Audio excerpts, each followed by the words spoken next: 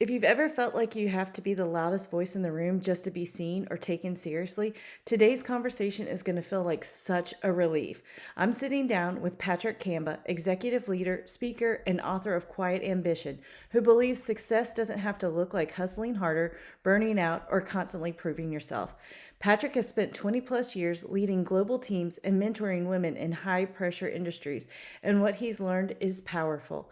You can grow your career with calm confidence, authenticity, and influential influence, not noise.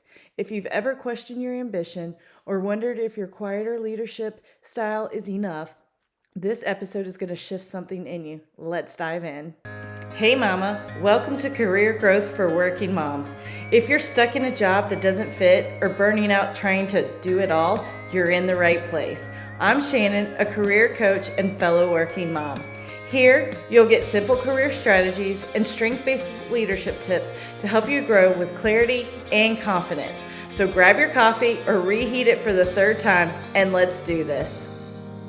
Hello, welcome. I'm so excited for today's conversation with Patrick Kamba, executive leader, speaker, and author of Quiet Ambition. Patrick has spent over 20 years leading global teams in the pharmaceutical industry and mentoring professionals around the world. His experience has shown him something powerful, that success doesn't always have to be loud. After years of believing ambition meant being the first to speak, the loudest in the room, or constantly hustling to be seen, Patrick discovered a better way, one grounded in calm confidence, purpose, and authenticity. Through his work, Patrick helps professionals and leaders, especially women, redefine ambition so that they can grow their careers with integrity and balance without burning out or losing themselves in the process. Patrick, welcome to the show. I can't wait to dive into this conversation. Thank you, Shannon, and thank you for having me today. Okay, so the title of your book is Quiet Ambition. So that immediately, I think, resonates with me, working moms. What does quiet ambition really mean to you, and why is it so relevant right now? So, of course, it's about ambition, this inner fire that is pushing you forward. But the other part is the quiet. Quiet doesn't mean invisible. Quiet doesn't mean no word, invisibility, and etc. Okay? Yeah. Quiet is just being discreet, moving forward, being less noisy, but still bringing value and showing up at the right moment. Yes. Yes. So what was the moment that you realized that success doesn't have to be loud to be powerful?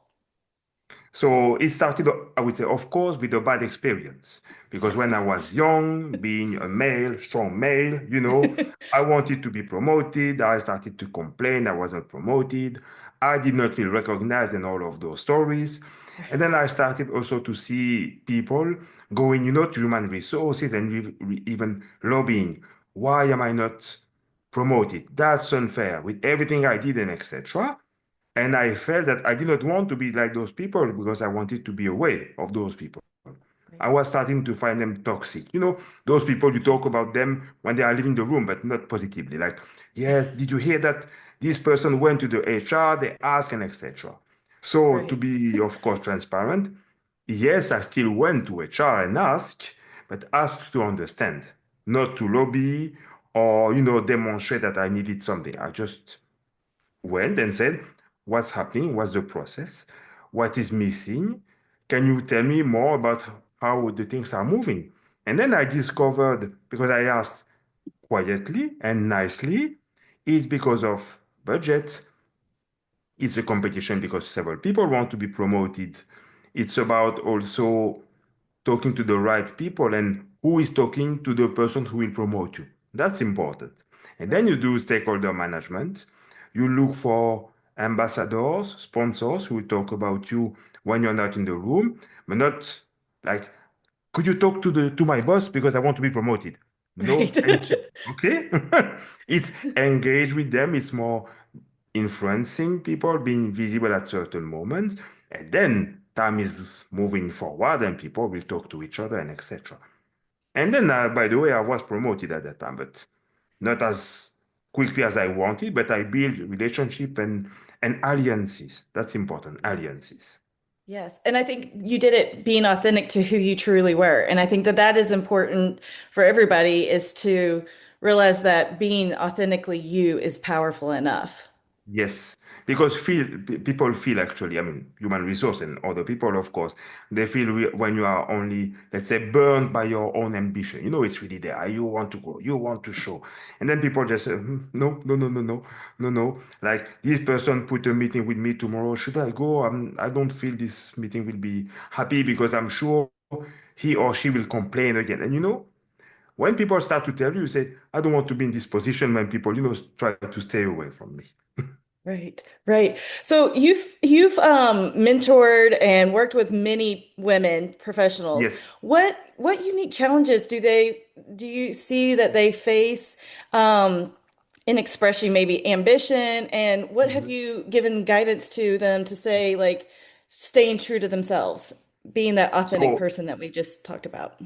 at first, I would say that I have mentored more than 60 women in the past 15 years, in addition to my day-to-day, because you have to know that in the pharma industry, you have 60, 70% of women. So anyway, when I had people reporting to me, I was still mentoring them. So I've been leading teams of 200 people, and 70% were women.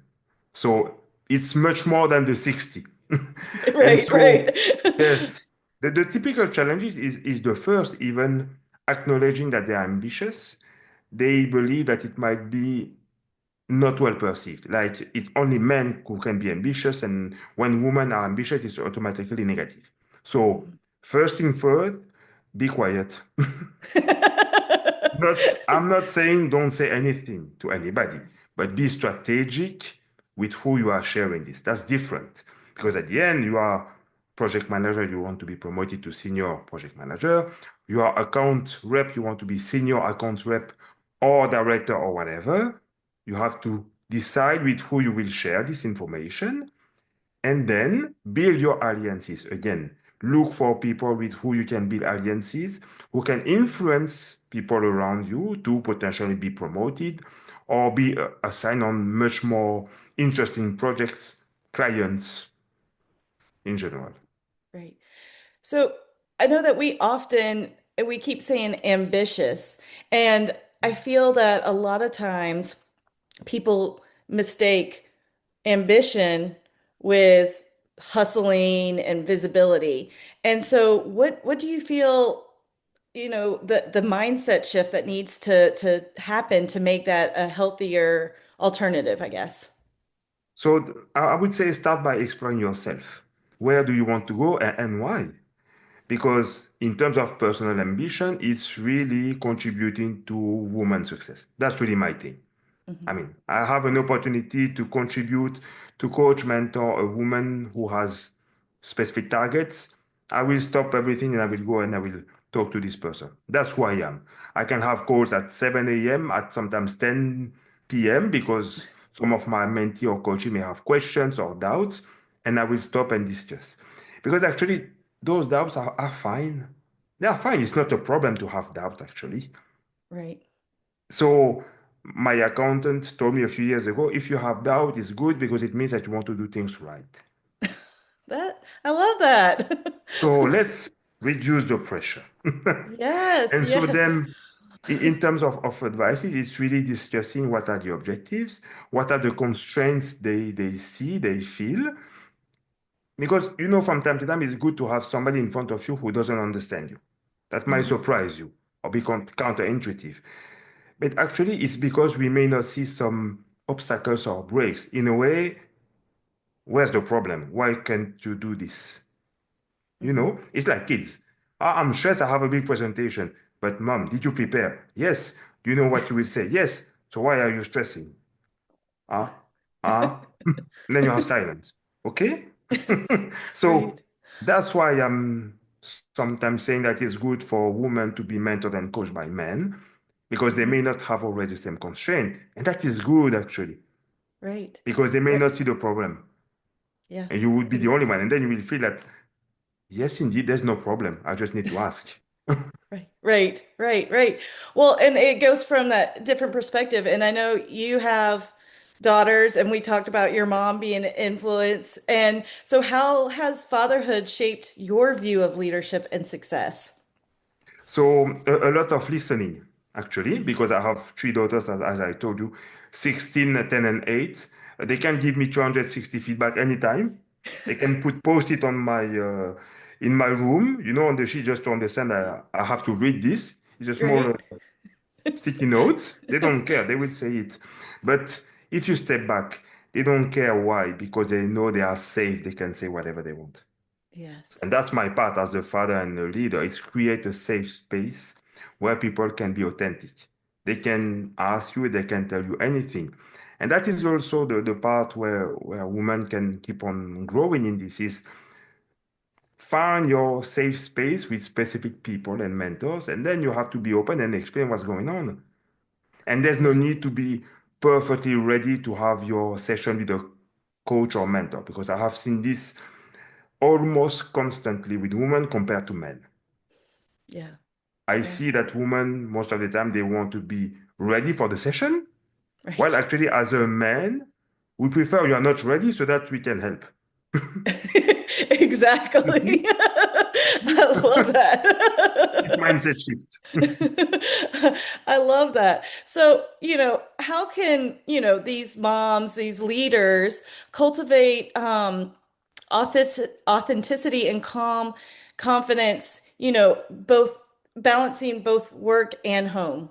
How do you see that going? So it's about organization or about planning also. If you have an important meeting on Thursday, you have to be sure that on Wednesday you don't have too much stress. So you Yeah. have to organize. Potentially even, I don't know, babysitter, pizza at home, I don't know. Okay? It's the day before you have to be relaxed. You should not rush for three different places to pick up your kids. I'm sorry. That is putting stress for nothing. The Yes. same, the X day where you will have to meet, I don't know, a vice president, a big client or whatever, maybe swap with your husband, the partner. He will deliver kids and you go quietly to your. That might be stupid. Right. But when you have those big things, ideally, you have to be relaxed and calm in the morning when you have to go to your meeting. And then if you have to rush after the meeting, it's fine because you delivered your presentation, you did what you had to do. You see, Right. that's a Yeah. simple way. And I love that. most of those meetings, they are planned a few days in advance or even weeks. So organize with maybe your sister, the godfather, the godmother. At the end, it's about ask help. You don't need to Yes. do everything alone every day, every minute. I told you at the beginning, build alliances, Yes. including sometimes the husband. Yes. Yes. And I think we as women do sometimes feel like we have to be superwoman and do all the things. And what we really need to do, not to have that overwhelm, is to really create that community and ask for the help when we need it. And by the way, you are already superwoman. It's just that Yeah, you don't know. That's different. exactly. But yes, Exactly. I you are agree. already. I mean, you Yes. are a working mom, so you are a superwoman already. So there's no need Yes. to be to reach or dream of being a superwoman. You are already in. Absolutely. Great point. Great point. So Patrick, what's a great place for our listeners to connect with you? So very simple via LinkedIn. So I can share with you, of course, my URL for LinkedIn, Yeah. and I am developing my website. So patrickkamba.com. Very simple. Hopefully before Christmas. Might be Awesome. my first gift. Great, great. And as we wrap up today, I always love to leave my listeners with a powerful takeaway. So, what is a bold but simple step that a working mom can take this week to lead with the quiet confidence we've talked about, whether it be work or home or even within herself? You might be surprised, but I would say that as we are expected to work still a long time, even if you fail tomorrow, you will still have the day after to recover. Yes, yes. I love that. I love that. Well, Patrick, thank you so much for being here with us Thank today. you. I appreciate it. Thank you very much. It was my pleasure. Thank you. Hey, Working Mama, I hope you enjoyed today's episode. If so, would you take 30 seconds to share it with a friend who's stuck in her career but doesn't want to sacrifice her family to grow? Also, please leave a quick review on Apple Podcasts. It seriously lights me up to know this show is helping you navigate burnout, find clarity, and lead with confidence. All right, time to shut down my laptop and pretend I'm not hiding from folding that laundry. I'll meet you back here soon for another episode of Career Growth for Working Moms. You've got this.